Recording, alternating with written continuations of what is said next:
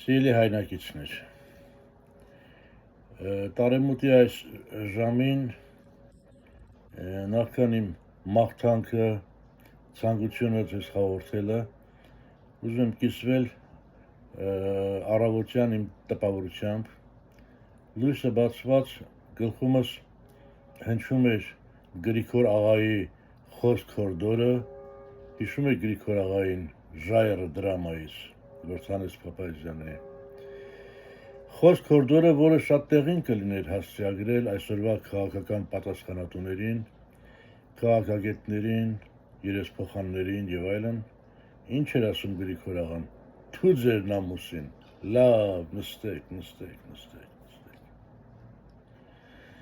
Հիմա արդեն նստելու, անշարժանալու, արձանանալու ժամանակը անցավ եւ հիմա գործելու ժամանակներն են մոտենում։ Իմ պատկերացմամբ 26 թվականը հրեղենձիու թիվը պիտի լինի գործունյա, աշխատունակ, բարեփոխումների, լուրջ տեղաշարժերի տարի եւ իմ ցանկությունն է, որպեսզի տգետներն ու թերուսները ետ քաշվեն համեստաբար, խելացիները, գործունակ մարդիկ առաջ քայլեն խիզախաբար, որը եւ կլինի երաշխիքը Հայաստանի կայուն, ամուր եւ պայծառ ապագայի համար։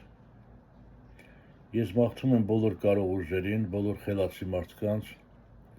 բոլոր պատրաստ ուժերին, հատկապես երիտասարդներին, չերկնչել, ետ չքաշվել, չհուսահատվել, նիհիլիզմով չվարակվել, չհիվանդանալ, այլ ընդհակառակը գործունյա, առույգ եւ լավատես հայացքով ու քայլերով մուտք գործել նոր թվականը, 2026 թվականը։ Մաղթում եմ բոլոր ընտանիքներին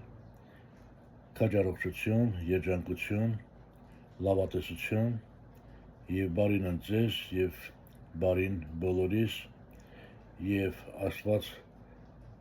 պահի, պահպանի Հայաստան աշխարհը։